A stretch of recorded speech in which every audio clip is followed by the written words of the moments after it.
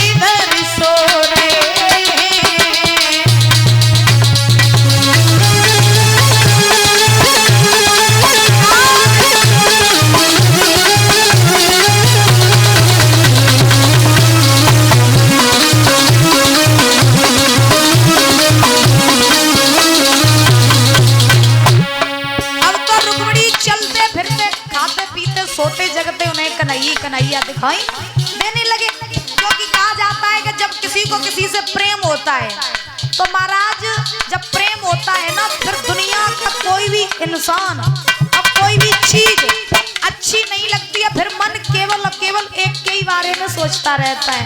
ऐसे ही रुक्मिणी को जब भगवान कन्हैया से प्रेम हुआ तो रुक्मिणी को अब महाराज कछु न दिखाई देत, न कुछ करती है न कुछ, केवल केवल करही कन्हैया नाम रटती रहती है।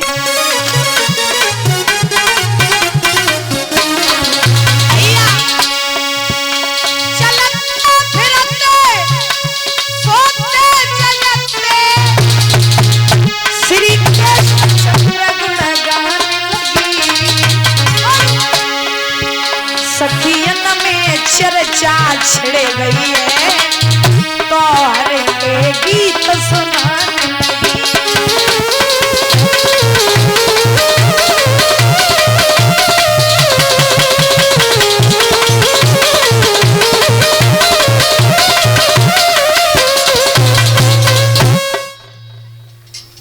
आज महाराज ध्यान रखना, ऐसे कृष्ण की भक्ति करते करते करते करते रुक्मिणी सयानी हो गई। जब रुक्मिणी सयानी हुई तो प्रमाण ये मिला कि रुक्मिणी विवाह के योग हो गई। तो जब विवाह के योग रुक्मिणी हुई तो रुक्मिणी की मैया शुद्धमती ने देखा कि मेरी बेटी विवाह के योग हो गई है। क्या बात है दीदी, क्या बात है? किंतु दीदी क्या लड़ रही है? लड़ो नहीं, गलत बात होती है, लड़ाई गलत बात होती है। अच्छा तो आप बीच बचाव कर रही थी। अच्छा तो रुक्मिणी विवाह के योग हो गई। अब रुक्मिणी की मैया शुद्धमती ने देखा परीक्षित महाराज, क्या देखा कि मेरी लली विवाह के योग हो गई है तो सुंदर सा लड़का देख करके मुझे अपनी रुक्मिणी की शादी कर देनी चाहिए। क्योंकि कहा जाता है जब घर में लड़की विवाह के योग होती है तो सबसे ज्यादा चिंता घर में माँ को लगने लगती है। लगती है कि नहीं लगती? क्योंकि पिता तो ज्यादातर महाराज काम से बाहर ही रहता है, लेकिन सबसे ज्यादा चिंता घर में माँ को लगती है। तो रुक्मिणी की मैया ने सोचा, और क्या सोचा माना,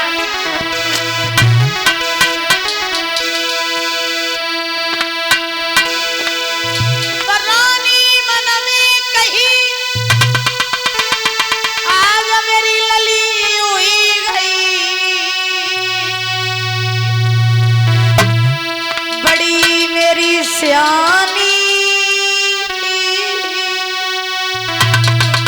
और पर योग सुता के हुई गई रे, यज सोच रही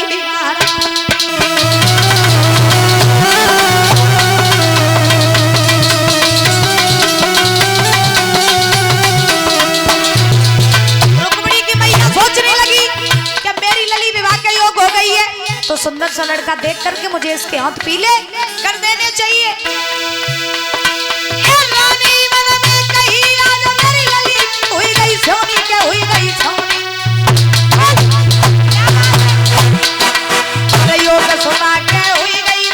सोच रही महारानी एक दासी लई बुलाई कही समझाए चली निकजारी। मेरे राजा को जल्दी से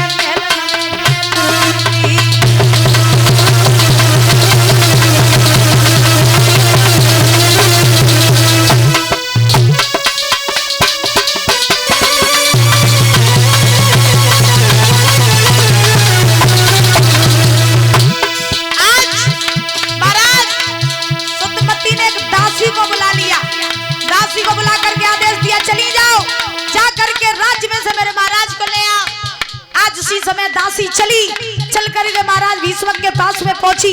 जो भीष्मक के पास में पहुंची जवाब दिया, महाराज मेरे साथ में जल्दी चलिए, महलों में आपको रानी ने याद किया।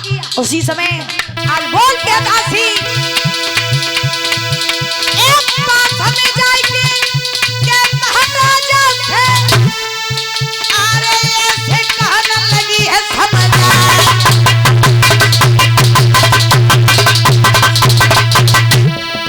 और तुम्हें बुलायो के महारानी ने सोच लगे को क्या हो भैया।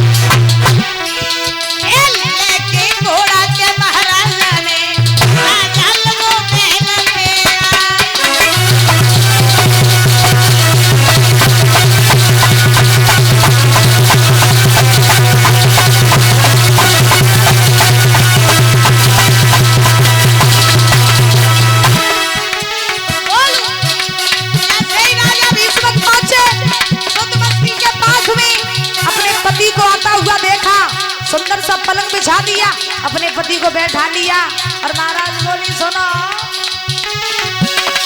भैया भी नहीं धीरे आज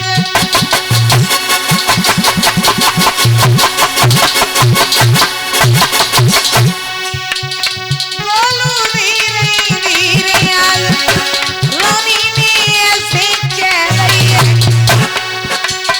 भैया धीरे धीरे आज रानी ने ऐसे कह रही है।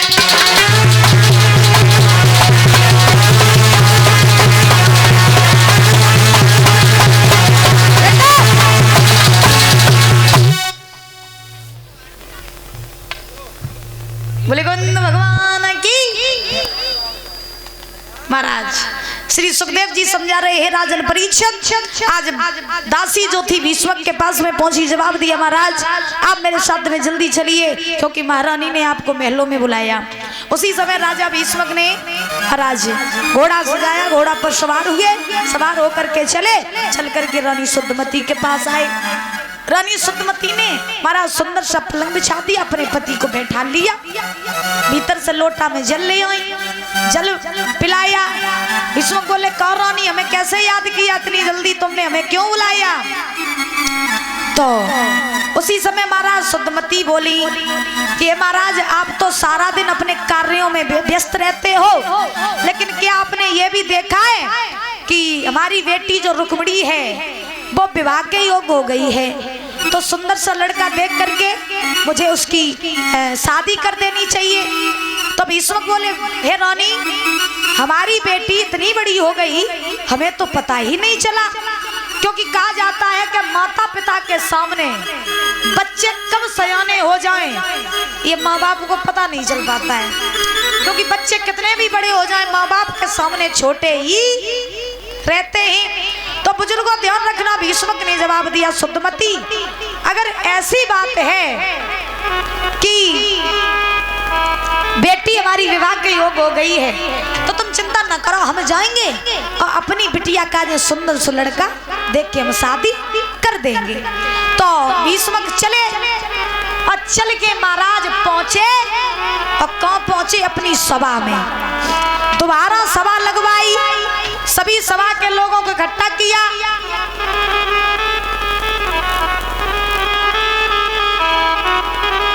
सभी सभा के लोगों को इकट्ठा किया और महाराज भीष्म कहने लगे, भैया तुम्हें पता है कि हमने तुम्हें काहे को बुलाओ? काहे के लिए बुलाओ? हैं? काहे को बुलाओ? तुम्हें हमने जासो बुलाओ। क्या मेरी एक बिटिया है रुक्मिणी, तो वो शादी के योग्य है। अच्छा। और मोए अपनी बिटिया की शादी करने हैं। शादी करनी है? हाँ, तो तुम्हारी नजरों में अगर कोई अच्छा लड़का हो तो बता दो भैया। हमारी नजरों में? हाँ। जे कैसे हो रही है? कैसे? जे बैठो। करिया है। कालिया है? अच्छो नहीं है। अच्छा नहीं, करिया है। जे वालो वो डल गई,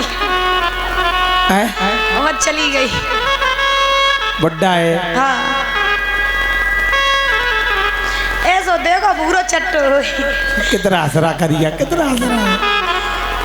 जे करिया का वो अपने नहीं होता। अब वो नहीं। हाँ। देखो भूरो चट्टो हुई खूब, जैसे मेरी बिटिया है 20 साल की, तो लड़का वो है ठीक ठाक। 20 साल की है? हाँ। तो ऐसा करो, हाँ। 5-5 साल के 5 कर लियो। 5-5 साल के 4। 5 कर लियो के एक्स्ट्रा चलो जाए, कोई दिक्कत नहीं। अच्छा, एक मुफ्त में ऑफर है का? और का? अच्छा, अब तो ऑफर चलन लो। 5 को का रुक्मिणी अचार डाल रही है। 5 को अचार का डाली है? काहे? एक गोबर कूरो कत्तरे, एक सानी चारो लगा रहे, एक मेथी काटर रहे, अच्छा, एक रोटी बना रहे, एक 5 दावर रहे। ऐसा हुई है ना? हमें 5 नहीं चाहिए, मैं केवल एक ही चाहिए। एक चाहिए? हाँ, एक ही। तो 10-10 साल के 2 कर ले। गोलू जैसे गोलू 10 साल को है। और कितने को है? सही कहा, गौर नहीं करो हमने। नहीं, हमें एक ही चाहिए, कोई अच्छा सा लड़का हो बताओ। जरासंध कैसे रहेगी? जरासंध? हाँ। अरे नहीं, उसके साथ नहीं करेंगे, कोई और बताओ। धर्मराज? नहीं, उसके साथ भी नहीं करेंगे। दुर्योधन? नहीं।